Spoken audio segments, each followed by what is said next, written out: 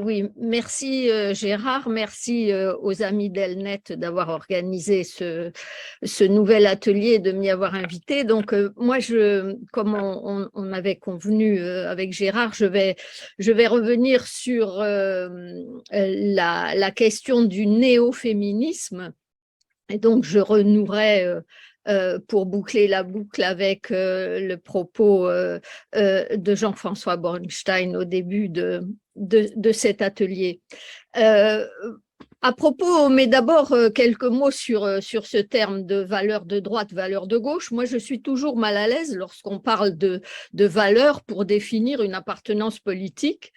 Parce qu'aujourd'hui, on entend par là davantage adopter une série de réactions pavloviennes à des signaux convenus, plutôt que l'adhésion à des principes et encore moins la poursuite de certains objectifs raisonnés. Ainsi, la distinction entre une droite politique et une gauche politique ne relèverait plus de différences d'analyse socio-géopolitique, d'intérêts à défendre, des intérêts sociaux spécifiques à défendre, ou de choix stratégiques et tactiques, ce qui est normalement la politique, mais dépendrait en fait exclusivement de marqueurs affectifs, d'amour et de haine, en fait, de bien et de mal. Il s'agit là, en effet, d'une moralisation radicale des appartenances politiques qui interdit le libre choix d'un positionnement et le changement, d'ailleurs, de choix, de positionnement. Donc, puisque lorsqu'on appartient à un camp, on ne pourrait pas en changer puisque on est soit dans le camp du bien, soit dans le camp du mal. Donc, aucun dialogue ne peut être envisagé entre le camp du bien et le camp du mal. Et c'est donc la voie ouverte à la tyrannie, en effet, comme tu le disais, Gérard, au début, pour le dire autrement, au totalitarisme et à la guerre civile et internationale. Et mon malaise est redoublé par le fait que ceux qui parlent le plus de valeur aujourd'hui le font parce qu'ils estiment évidemment appartenir au camp du bien. Et le pire, pour moi, c'est que cela se revendique de la gauche. Or, moi qui suis socialiste depuis 3 générations, je ne me reconnais pas du tout dans cette gauche-là, dans leur gauche. Et c'est à cause de cette, si j'ose dire, nouvelle gauche que nombre de démocrates, libertaires, réformistes, sociodémocrates ont renoncé aujourd'hui à se dire de gauche, ce qui n'est pas mon cas. Je continue à dire que je suis de gauche, je suis effectivement libertaire, un peu anarchisante, donc pas toujours d'accord avec mes amis d'ailleurs sur les questions de libération des mœurs, hein. Mais bon, c'est bien justement entre nous, comme nous sommes des démocrates et des libéraux, on débat.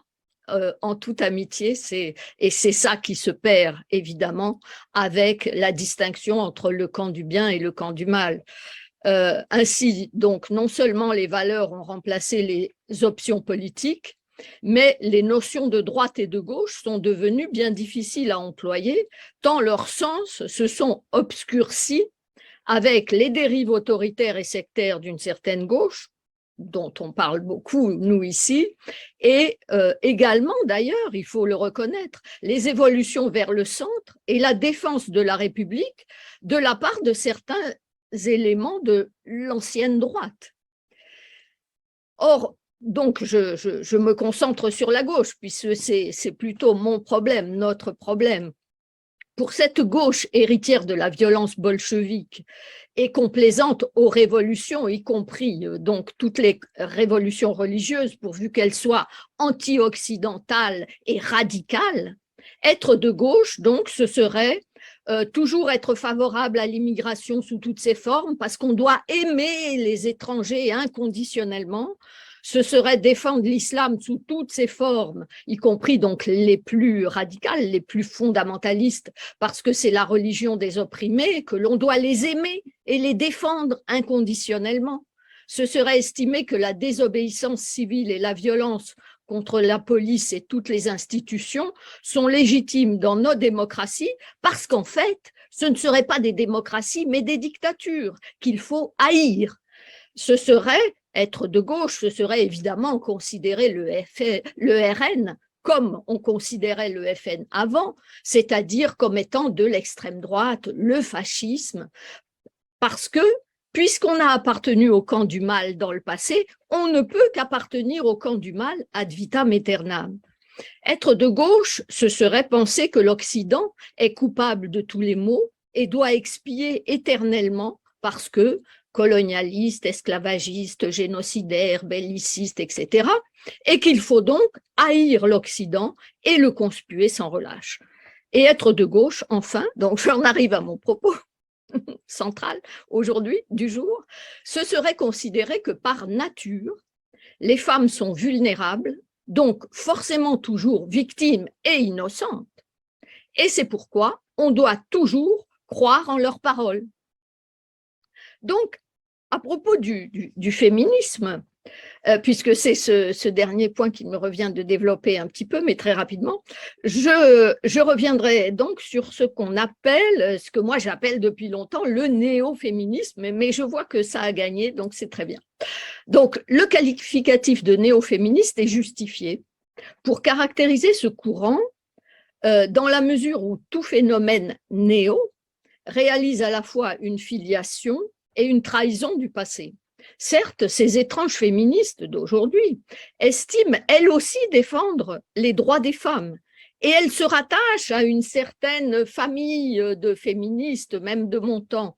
Mais en fait, elles enferment les femmes dans une nouvelle aliénation, une assignation au rôle de victime. Jean-François en a parlé tout à l'heure parfaitement. On assiste ainsi à une perversion des mots, à un retournement du sens, à des contresens et in fine, à l'opposé de la libération des femmes.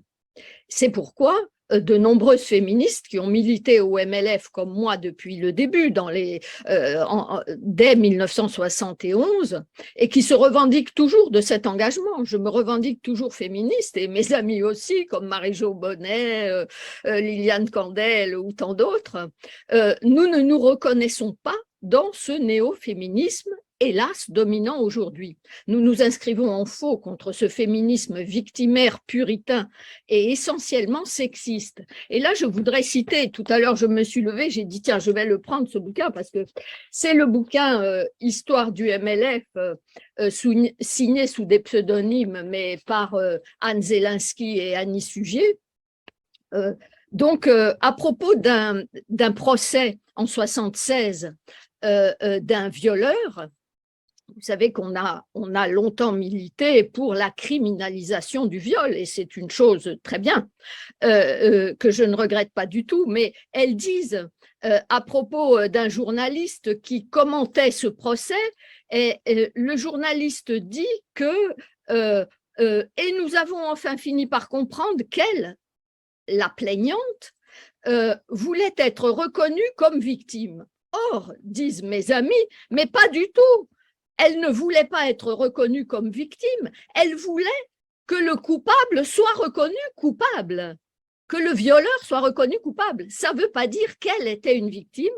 Et mes amis, de dire, le but du féminisme n'est pas de présenter les femmes, n'est pas de présenter des femmes une image de victime, c'est à ce seul titre que nous retrouverons notre dignité. Or, aujourd'hui, la dignité des femmes est bafouée par ce néo-féminisme qui a fait glisser, en effet, le concept de genre que l'on considérait comme étant construit du temps du deuxième sexe. Elles ont fait glisser le concept de genre sur la différenciation des sexes et de ce fait, elles ont essentialisé les sexes, les femmes, et elles ont infantilisé les femmes qui seraient donc a priori aujourd'hui toujours des proies pour les hommes dans les rues, le travail, l'espace domestique, etc. Et au prétexte de lutter contre les archétypes de la virilité dominante, on renonce à éduquer les filles comme des garçons, ce que j'ai toujours revendiqué, au lieu de favoriser leur émancipation en ne les enfermant pas précisément dans des stéréotypes de genre que les féministes d'aujourd'hui, ces néo-féministes, en fait, reprennent à leur compte. En naturalisant la femme, nous refusions de dire la femme au MLF, on disait les femmes. Il n'y a que des individus spécifiques, il n'y a pas la femme mythique. Mais en fait, les néo-féministes reviennent à cette naturalisation de la femme et des relations hommes-femmes, et elles en arrivent à nier la dimension historique et culturelle de l'oppression des femmes. C'est quand même incroyable. Et paradoxalement, en même temps, elles soutiennent une position relativisante, relativiste, à l'égard des atteintes aux droits des femmes, exercées donc hors de l'Occident. Et ainsi, elles vont reconnaître comme étant des leurs, comme étant féministes, celles qui osent se dire féministes islamiques, en lutte contre le prétendu féminisme occidental. On se souvient ainsi de la position aberrante de Caroline de Haas, cette businesswoman de la rééducation féministe, qui gagne beaucoup de sous avec ça, qui proposait en 2017 d'élargir les trottoirs, vous vous en souvenez peut-être, pour éviter les actes de harcèlement des femmes par des immigrés dans le nord de Paris. Et les violences faites aux femmes par les islamistes et les musulmans traditionalistes sont régulièrement occultées, voire retournées en signe de rébellion, comme lors des viols collectifs de Cologne en 2016, excusés au nom de la lutte contre la domination occidentale et contre l'islamophobie. Je vais raccourcir un peu parce qu'on n'a pas trop de temps.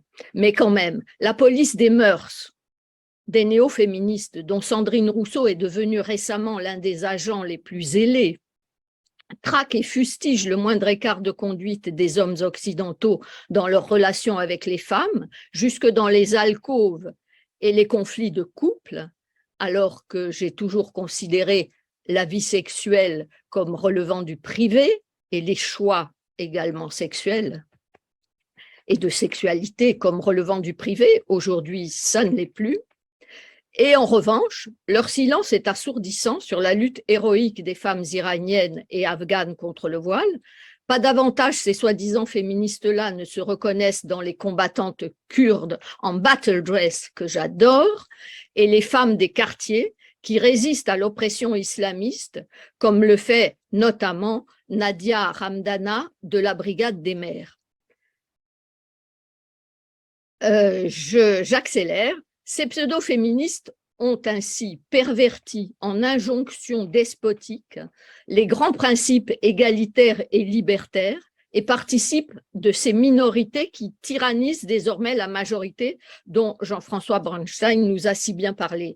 Elles ont transformé la lutte pour la libération des femmes en quelque chose qui relève d'une valeur de droite, s'il en est, si on définit la distinction entre la droite et la gauche comme l'opposition entre le principe d'imposition et le principe de libre choix.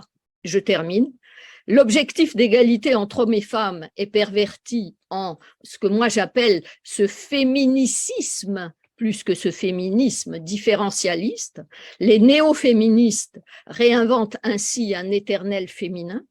L'individualisme émancipateur, parce que c'est ça qui serait mobilisateur à mon avis, revenir à l'individualisme émancipateur, l'individualisme qui est l'autonomie de chacun, l'exercice du libre choix qui est une ascèse.